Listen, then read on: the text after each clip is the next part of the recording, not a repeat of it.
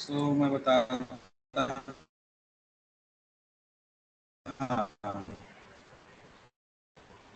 Rank कैसे निकालते हैं। रैंक में भी हमको ये ट्रांसफॉर्मेशन करनी होती है। तो मैट्रिक्स बनाने की कोशिश करी थी। रैंक निकालने के लिए हम पूरी की पूरी रो को हम 0 बनाना चाहते हैं, ठीक है। और जो नॉन जीरो रो बचती है अंत में,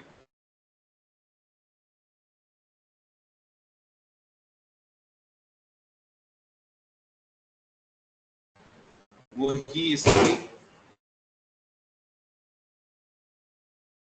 रैंक होती है। जैसे इस केस में हमने सारी रूट जोड़ने में कामयाब हो गई। लास्ट में हमारी केवल एक नॉन जीरो रो बनी और वो ही रैंक होती है, ठीक।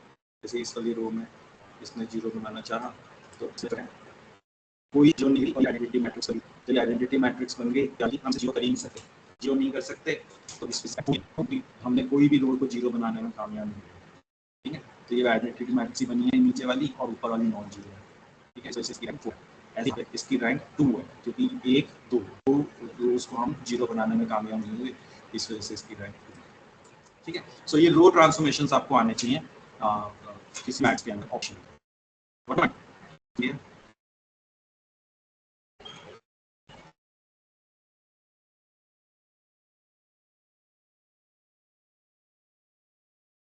अब हम क्या करना है? Linear algebra. Am I audible now?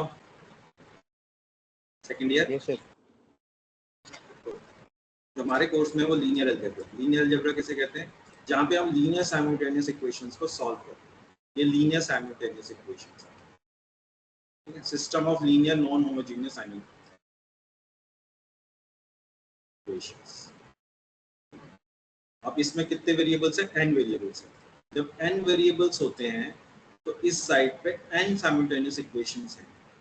n variables हैं, n साइमल्टेनियस इक्वेशंस हैं।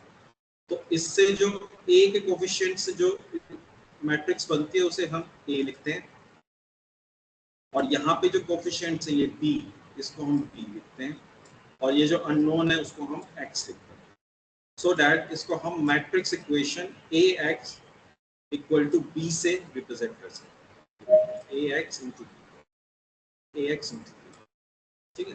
अब b आई 0 है for all right hand side. b सारे के सारे जीरो है तो ऐसे इक्वेशन को होमोजेनियस इक्वेशन कहते हैं। अगर ये नॉन जीरो है तो इसको नॉन होमोजेनियस इक्वेशन कहते हैं। When all b's are not equal to zero, यानी कि राइट हैंड साइड अगर ये सारे जीरो होते, सारे के सारे ये जीरो होते, तो इसको होमोजेनियस इक्वेशन कहते हैं।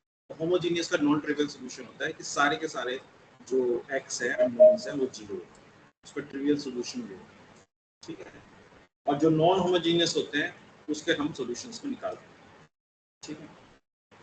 तो ये जो मैट्रिक्स रिप्रेजेंटेशन है उसमें x जो है कॉलम मैट्रिक्स बनती है n into 1, और जो b है वो m into 1 मैट्रिक्स बनती है, so that you get the A as,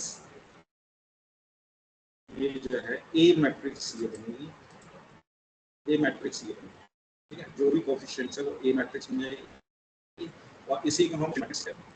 इसको हम कोफिशिएंट मैट्रिक्स कहते हैं, और B को हम कांस्टेंट वेक्टर कहते हैं, और x को हम सॉल्यूशन वेक्टर कहते हैं। और जो मैट्रिक्स इक्वेशन होती है साइमल्टेनियस इक्वेशन, वो इस मैट्रिक्स इक्वेशन में कन्वर्ट होती है, ठीक है। a m into n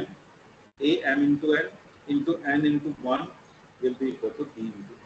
सो ये आपकी मैट्रिक्स इक्वेशन है, यानी कि जो साइमल्टेनियस इक्वेशन आपकी हमने इस तरीके से दिखाई थी, उसी साइमल्टेनियस इक्वेशन को हम इस तरीके से भी दिखा सकते हैं, ठीक है। मैट्रिक्स के फॉर्म में इस तरीके से,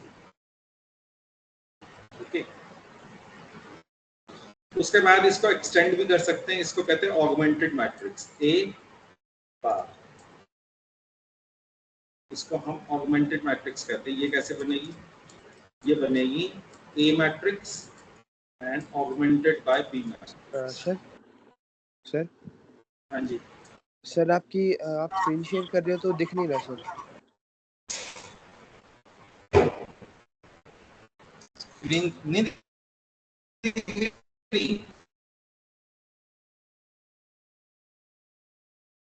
सर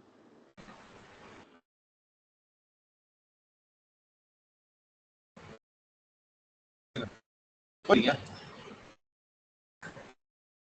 अब दिख रही है?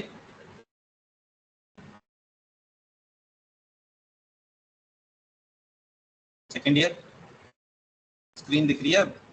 सब दिख रही थी screen. Yes sir, yes sir दिख रही है सर। अच्छा अच्छा,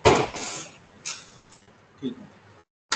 तो हम क्या करते हैं, हम ऑगमेंटेड मैट्रिक्स बनाते हैं एक, ठीक है। इसमें क्या करते हैं, ए मैट्रिक्स जो कोफिशिएंट मैट्रिक्स है उसको हम ऑगमेंट कर देते हैं बी मैट्रिक्स से, और फिर सॉल्यूशंस निकालते हैं इसको डिफरेंट डिफरेंट मेथड से, और वो सॉल्यूशंस जो हैं हमारे जो हैं वो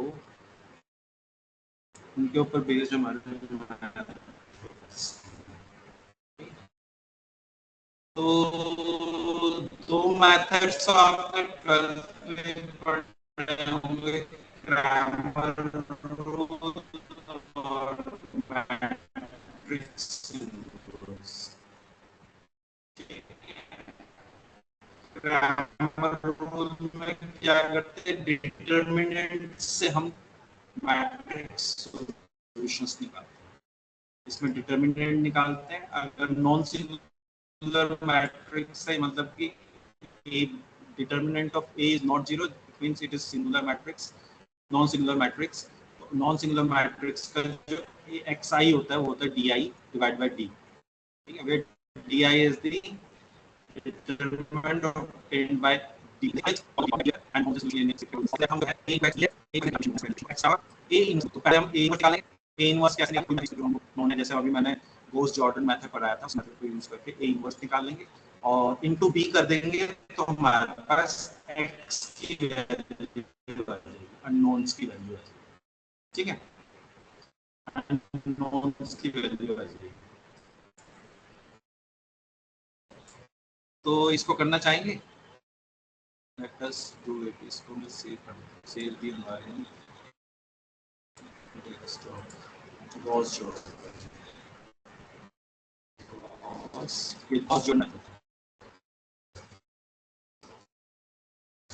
और इसे क्लियर करके let us do simultaneous equations का हम सॉल्यूशंस करते हैं। तो दोनों मेथड से कर लेते हैं, क्रैमर रूल से भी कर लेते हैं और मैट्रिक्स इनवर्स मेथड से भी कर लेते हैं। तो सॉल्यूशंस हमारे Cramer rule and matrix inverse, ठीक है। ये कर लेते हैं, इसमें हम let us take example of एक एग्जांपल ले लेते हैं। सेकेंड ईयर इसमें तीन वेरिएबल्स हैं, तो 3 इंटू 3 की कोफिशिएंट मैट्रिक्स बनेगी, 3 इंटू 3 की कोफिशिएंट मैट्रिक्स बनेगी, और 3 इंटू 1 की हमारी बी मैट्रिक्स बनेगी, और 3 इंटू 1 की हमारी अननोन मैट्रिक्स बनेगी। ये इसका सॉल्यूशन है। तो पहले हम let us do it with the कौन सा मेथड है, क्रैमर रूल मेथड से करते हैं। तो क्रैमर रूल मेथड में हम आपको पता ही है, इसमें 4 डिटरमिनेंट हमें निकालने पड़ेंगे, ठीक है। पहला d, फिर d1, फिर d2 एंड फिर d3, और उसके बाद इसको डिवाइड करके हम निकाल सकते हैं। तो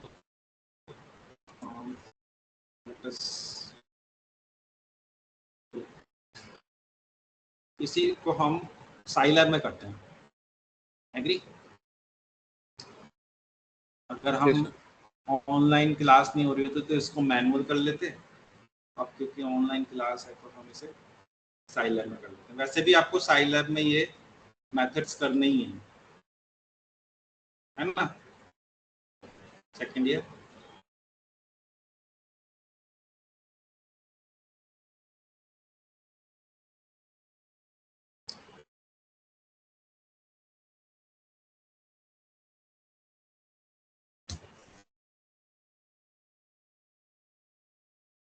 चलिए साइलैब में, तो ये ये मैट्रिक्स है, x plus Y plus Z is 11, 2x minus 6y minus Z is 0, 3x 4y into 2z is 0। ठीक है, ये हमारे को मैट्रिक्स गिवन है और इसको हमें सॉल्व करना है बाय यूजिंग क्रैमर रूल। तो क्रैमर रूल में सबसे पहले हम क्या करेंगे, पहले हम डी निकालेंगे। डी विल बी, सबसे पहले let us define A matrix. What will be A matrix? A matrix will be 1, 1, 1, 1, 1, semicolon, 2, minus 6, and minus 1. Second row with 3, 4, and 2. 3, 4, and 2. ये हमारे फर्स्ट कोफिशिएंट मैट्रिक्स है। कोफिशिएंट मैट्रिक्स 1, 1, 1, 2 minus 6, 1, 3, 4, 1, यही था ना।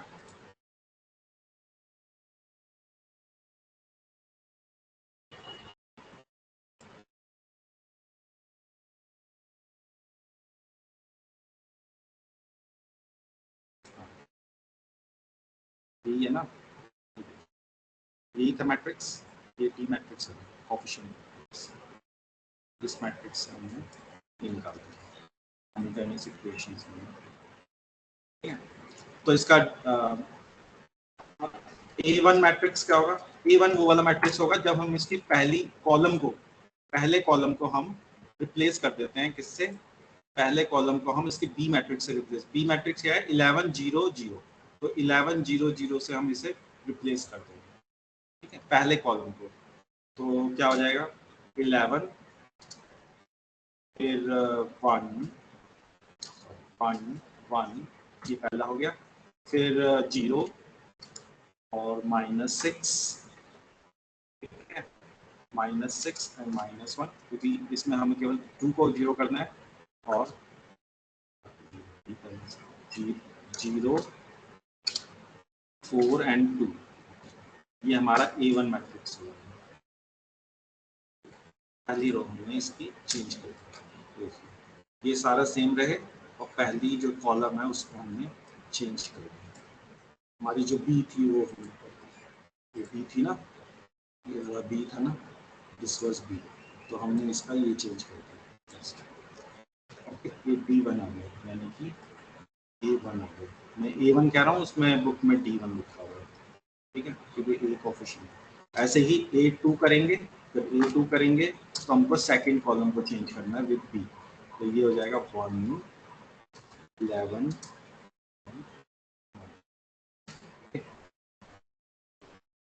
And then होगा 3 0 -1। ठीक है, और फिर होगा 3 0 एंड 2, ये आपका A2 हो जाएगा। A3 क्या होगा? A3 हो जाएगा, A3 हो जाएगा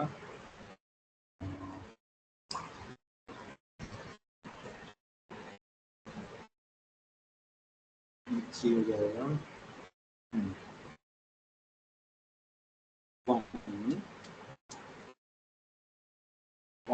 1, फिर 11 2 -6, फिर 0 एंड 3, सॉरी हो जाएगा हमारा 3 और 4 और 0। ठीक है, ये आपका A3 है।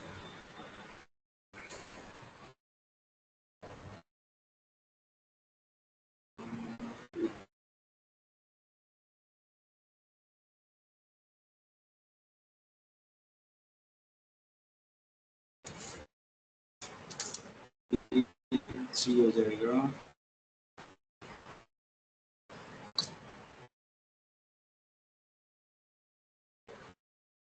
1 just base on this 2 -6 0, 2 -6 0 and 3 4 and 0, 4 and 0, ये आपका A3 है। तो इस तरीके से हमने इसको बना दिया। तो x क्या होगा, x will be determinant of a1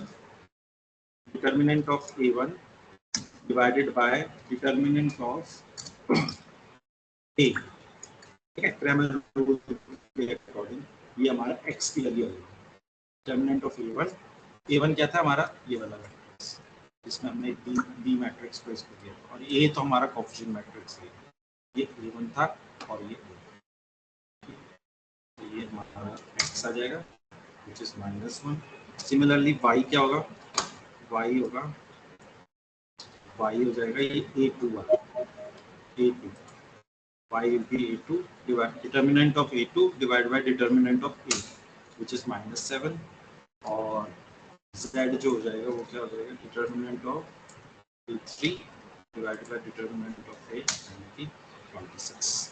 तो इस तरीके से आप नॉन वेरिएबल्स निकाल सकते हैं, -8, -7 and 26। Okay, got it? This is how you can solve the simultaneous equation by using Cramer rule.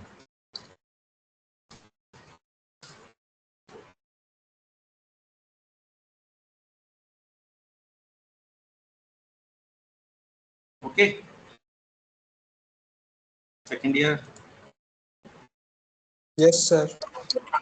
Yes, sir.